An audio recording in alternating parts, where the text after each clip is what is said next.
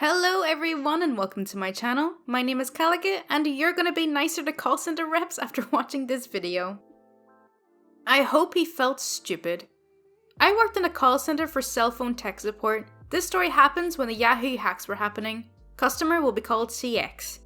Me with a typical call center greeting. Hey bud, my emails haven't been working lately. Any idea what could be happening with it? What kind of email is it? Business or personal? Personal. And I use SBC Global. It's an uncommon domain name for emails that still works under Yahoo servers. Alright, you have the Samsung S6, right? Yep, sure do. Okay, so that's what's going on. Because of the recent security breaches from Yahoo, they aren't letting customers use specific versions of email apps that are native to the device. Yours is one of them. Easy fix though. If you download the Yahoo Mail app, you can sign in and get your emails. No. I'm sorry? You effing heard me. The dude was super nice up until this point. Well, this is the only option. It's really this, or upgrade to a new phone that has the newest security patches. Since the first option is free and easy, I recommend that. I'm not downloading any more of these effing apps just to get my goddamn email. Now come up with a better solution. This is literally the best and easiest solution. Like I said, it's this or you can buy a new phone. Are you gonna pay for a new phone? No.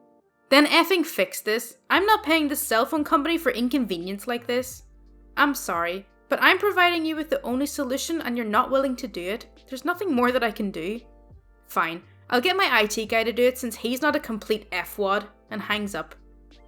I continue on with my next call since we were back to back because of the security breach. Then I get a message from another rep. What the hell is wrong with this customer? The dude with SBC Global? Yeah, I explained the situation and told him the only thing to do is download the app and he'll be fine, and he cussed me out. I read your notes and it was basically the same thing that happened with me. Yep, he said his IT guy will fix it. I wish I can see his face when he tells him to download the app. Watch out, he's a lawyer. I work at a membership-based emergency roadside assistance hotline, which means our services are supposed to be used by people on the roadside or at least have something mechanically wrong with their vehicle. Despite that, we still get calls from people who want to use our services not for their intended use, such as moving cars that can't be legally driven, no plates and such. To prevent this, a requirement of having access to our services is that cars have to have valid plates on them and a mechanical issue. All this is right in our terms of service. This guy calls in and he starts out by telling me the sob story about a charity and all the good work they do. He said he wanted to help them by donating one of his cars. I don't quite recall exactly what kind of car it was, but imagine a classic car from the 60s or 70s and very expensive. He intended to have the car auctioned off and donate the money to the charity. He needed to have the car towed to the auction house for sale. That sounds like a very noble thing of you to do. Before I can go forward with the service request, I just have a couple of questions. Is there a mechanical issue with the vehicle? Well, it's an old car, can't drive like newer ones. It needs some work done on it. The auction house said they'd take care of that though. I see. Does the vehicle have valid plates on it? I haven't been driving it, so no. Well sir, unfortunately we're not able to help you. We are emergency roadside and our services are not intended to be used in that way. As a condition of the membership, vehicles have to have valid plates on them before we'll service it. Can't you make an exception? I'm paying for this membership after all. I understand that sir, but I cannot make an exception for you. These are the rules that all of our members must abide by. That's nonsense. I'm a lawyer and I know what I paid for. I was never told about this rule at all. I demand you put in my service request now. Sir, have you read our terms of service? Are you putting in my request yet? I'm prepared to sue the pants off all of you if you don't. Have you read our terms of service? Why aren't you doing what I tell you? Sir, I'm gonna ask you one more time. Have you read our terms of service? Holy crap, yes, I did read your terms of effing service. Then you should already be aware of the limitations of your membership. We will not tow vehicles that do not have valid plates on them. However, if you could get temporary plates on the vehicle, that would be fine and we will service it. What's the effing point of getting temporary plates on a car I'm going to sell in a few days? Do you not realize I can sue you for failing to give me the service I paid for? I'm sorry for the situation you're in, sir, but your membership would not cover you in this specific instance. If you'd like, I could refer you to one of our contractors who would tow your vehicle for a fee. F your contractors. This isn't the last you lot will be hearing from me. I will sue the crap out of all of you. I wish you luck in court, sir. He hung up in a huff after that. It's been a few days. As far as I know, he has not called back in or started the process of suing us yet.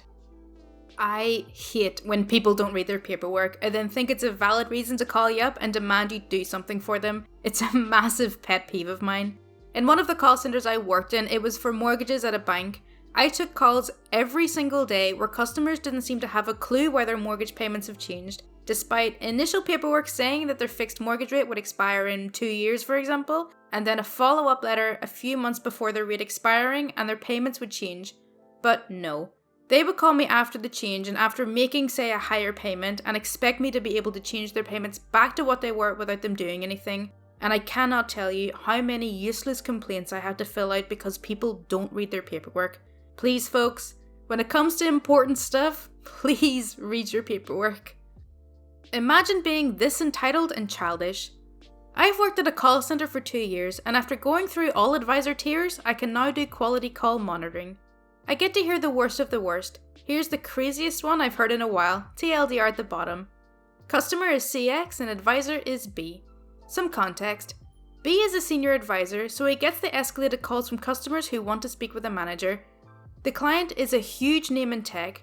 They sell phones, tablets, and computers. Any product at the time of purchase has the option to have extra coverage added for an extra fee. The coverage massively lowers the cost of any accidental damage to the product, usually physical. If the product can't be repaired, the coverage massively reduces the cost of a replacement. The choice of repairing or replacing is up to the technician that would be working on the product. The customer does not have a say in the outcome. So here's how the call went.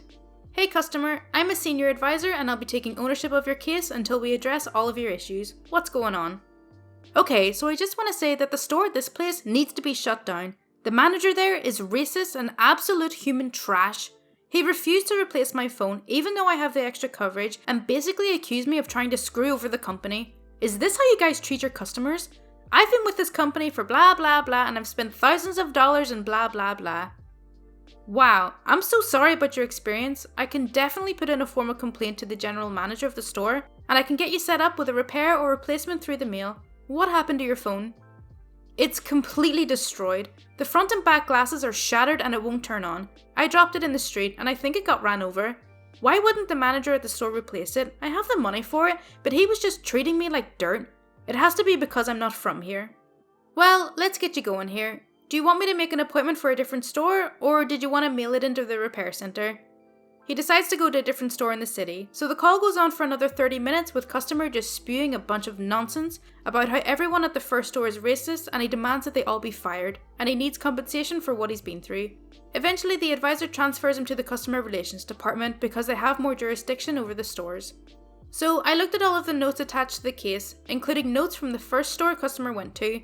Turns out the phone just had a single crack on the front screen, and the store was going to replace the screen, but the customer was demanding that the whole thing be replaced.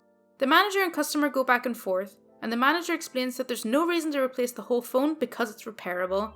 The customer says to the manager, "Okay, so if I go outside and smash it to effing hell right now, you'll have to replace it then." To which the manager said, "No, that'll just void your coverage because you're intentionally damaging it to get a new phone." So then the customer left, and then called us and talked to the advisor about 30 minutes later. This is ridiculous. I work as an inbound customer care agent for a mobility company. Yesterday, I received this gem of a call. "Thank you for calling us. How may I help you today?" "Yeah, I'll be traveling out of the country to India for 3 months. Can we suspend my line?" "Absolutely, sir. Let me just validate the account and I'll be happy to get that set up for you." I validate the account and right away I see that this customer has just signed a 2-year term with us and got a brand new iPhone XS Max. "Alright sir, I have your account up here. When would you like me to set the suspension for?" "I'm leaving in 3 days. Please make it effective for that date." I set the temporary suspension for the date requested. "You're good to go, sir. When you arrive back in Canada, please give us a shout to have your line restored." "This won't cost me anything, right? Meaning I won't have to pay my bill?" "It costs nothing to suspend your line, sir. However, due to the fact that you're under contract, you'd be responsible for paying your monthly bill." "What do you mean? Why should I have to pay for a service that I won't be using? I will not be paying." "If you do not want to pay, that's entirely up to you, sir. However, when you come back to Canada, you'll have a high balance due to the unpaid balances. If not paid, your services could be suspended due to non-pay and it could negatively impact your credit score." Customer does a long sigh before raising his voice at me. "Well, this is just ridiculous. You guys are scam artists. How do you expect me to pay for a service I won't be using? I want a credit for those months then. Sir, as I mentioned earlier, you're still under contract and therefore will have to pay the monthly rate agreed upon on your contract. I will not be able to issue you a credit because these charges are 100% valid. I do apologise. You will be giving me a credit. Know your place. I am the customer and you do as I say. I will not be issuing a credit, sir. Well then I want to cancel my services. Okay, sir, you're still new in your contract, so your remaining device balance is still at $723. If we cancel, you'd need to pay your remaining device balance plus the current balance for your monthly charges. This is ridiculous. Supervisor, now, you don't know what you're talking about. I'm sorry you feel that way, sir, but I can assure you the information I'm providing you is 100% accurate and these fees are non-negotiable. I can get you in touch with a supervisor if you'd like, but they will tell you the same thing I've told you. I will be filing a complaint against you and going to the media. I hope your manager is listening. And the customer disconnects the call. He called back 2 hours later and got a colleague of mine. He told my colleague I had promised to waive 3 months of services for him. Okay, so that's all from r/Tales from Call Centers. I really hope you did enjoy it. As always, if you do want to see more content like this, then please do subscribe. My Twitter, Discord and Patreon links are in the description, and any support is greatly appreciated. Thank you so much for watching.